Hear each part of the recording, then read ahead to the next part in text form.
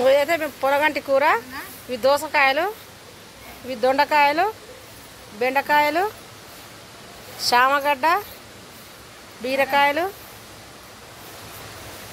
టమాటాలు, ఉల్లిపొరక, కాప్సికం, కొత్తిమీర ఇవన్నీ తెచ్చుకొని ఇందాక కలుపు తీసినాము. కూర్చున్నప్పుడు ఇవన్నీ గీరుకొని పెట్టుకుంటుంది. ఎక్క అయితే ఒక్కసారి ఊకోదు. ఇవన్నీ తెచ్చింది ఇక గిల్లురి అన్నం తిన్నాం కదా అని ఇవన్నీ గిలిపిస్తుంది మాతోని.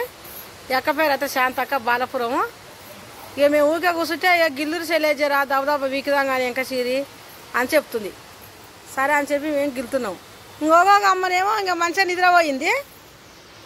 మేము గిల్లవమ్మా మేము వండుకుంటాము అని ఈమె నిద్రపోయింది.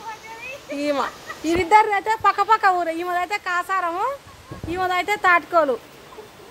ఇద్దరు పక్క ఊర్లో జర పంతొంగలు లెక్కనే ఊరు. గిల్లం పట్టుది అక్క బాబా పని చేస్తుంది. మనకు ఏదైనా థమ్స్అప్ అడిగినది వస్తుంది అంటే పన్నెరు. ఇక మేము మాత్రం ఇక గిల్లుకుంటున్నాం.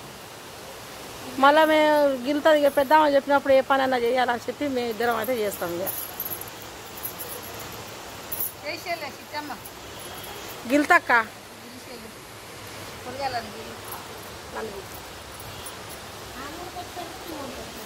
మేము గిల్తానే ఉన్నాం అక్క. వండుకొచ్చి పెడితేనే గిల్తారా? ఒకరికొకరు సాయం చేసుకోవాలి కదా, పని ఉందంటే. ఇల్లు అంత లెక్కనేనా మరి? గిల్లాలి, ఇంత ఎక్కువ చెయ్యాలి. ఇవి గిల్లుకొని మన వీటి పంపడక్క గడ్డంతా పెద్దగా అయిందంత వల్ల అప్పటో లేదు.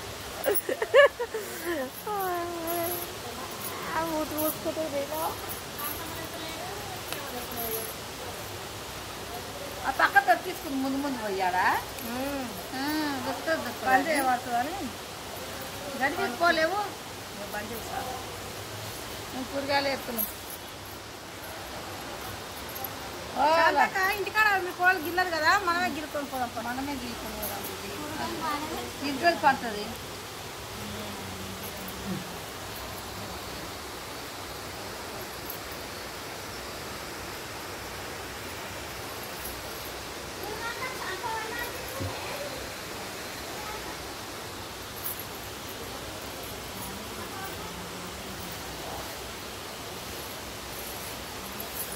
వండేయాలా?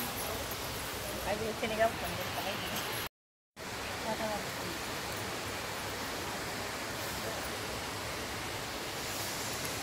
సలిసాలు పెడుతున్నా అని చెప్పి చేలకే వెళ్ళింది. ఆ ముసుకేసుకొని కూర్చుంది.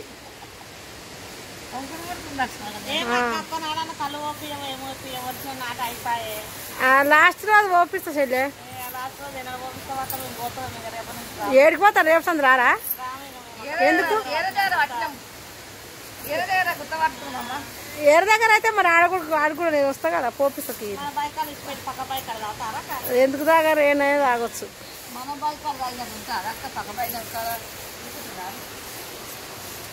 ఇవన్నీ ముందు వెళ్ళి కడుక్కుంటుంది. మునివేళ్ళు తనకేమో చేత కాదు. ఈమెకు దెబ్బ ముందు వెళ్ళి కడుక్కొని ఒడ్డు మీద నివ్వడం అంటే చేతన అవుతుంది ఈమెకైతే.